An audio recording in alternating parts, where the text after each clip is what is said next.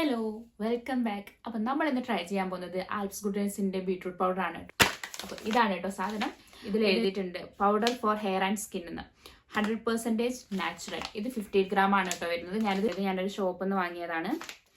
അപ്പോൾ ഇത് നമുക്ക് ഹെയറിന് യൂസ് ചെയ്യാം, സ്കിന്നിന് യൂസ് ചെയ്യാം, ലിപ്പിന് യൂസ് ചെയ്യാം. അപ്പോൾ അതിനെക്കുറിച്ചൊന്നും ഞാൻ കൂടുതലായിട്ട് പറയുന്നില്ല. ഞാനിപ്പോൾ ഇന്ന് പറയാൻ പോകുന്നത് നമ്മൾ ഫേസിൽ ഇത് അപ്ലൈ ചെയ്യുന്നതിനെ കുറിച്ചാണ്. ഇത് നമ്മൾ ഫേസിൽ യൂസ് ചെയ്യുന്നതാണെങ്കിൽ ഒന്ന് സ്കിൻ ബ്രൈറ്റൻ ചെയ്യാനും ആക്നെയൊക്കെ ഒന്ന് കൺട്രോൾ ചെയ്യാൻ വേണ്ടിയിട്ടും ഒരു ചെറിയൊരു ഗ്ലോ ഒക്കെ നമുക്ക് കിട്ടും.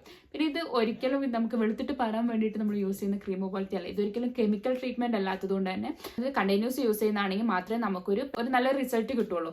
വീക്കിലി ഒരു 2-3 ടൈംസ് ഒക്കെ നമുക്ക് യൂസ് ചെയ്യാം. ബീട്രൂട്ട് പൗഡർ മിക്സ് ചെയ്യാൻ വേണ്ടിയിട്ട് ഞാൻ എടുത്തിട്ടുള്ളത് പാലാണ് കേട്ടോ.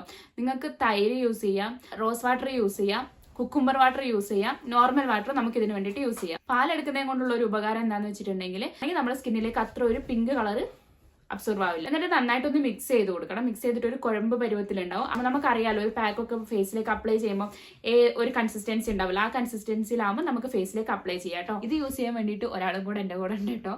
ഇവിടെ വെറുതെ ഇരിക്കുന്നു. ഞാൻ എന്തായാലും എന്തൊക്കെ വാരി തേക്കാണല്ലോ. അപ്പോൾ പിന്നെ ഒരാളെയും കൂടെ കൂട്ടാൻ ചോദിച്ചാൽ കൂട്ടിയിട്ടുണ്ട്. ഒട്ടും ഇൻട്രസ്റ്റ് ഇല്ല, തൽപര കക്ഷിയല്ല, ഞാൻ പിടിച്ചു വലിച്ചു കൊണ്ടിട്ടതാണ്. അപ്പം നമുക്ക് അതൊന്ന് അപ്ലൈ ചെയ്ത് കാണാം. ഈ ഓണല്ല റെക്കോർഡിംഗ് അല്ല എന്നാട്ടോ പറയുന്നത്.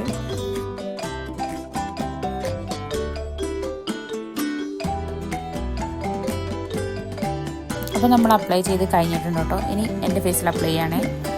ഇത് പരാതികളൊന്നുമില്ല. ഞാൻ കുറേ അപ്ലൈ ചെയ്യുന്നുണ്ട്. ഞാനിത് തേച്ച് വെളുക്കും.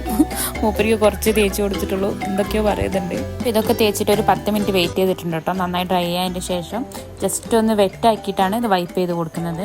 അപ്പോൾ ഇപ്പം തന്നെ ഫേസിൽ നല്ലൊരു ഡിഫറൻസ് തിരിയുന്നുണ്ട് കേട്ടോ. നമ്മളിതൊന്ന് യൂസ് ചെയ്ത് കഴിഞ്ഞിട്ടുണ്ട് കേട്ടോ.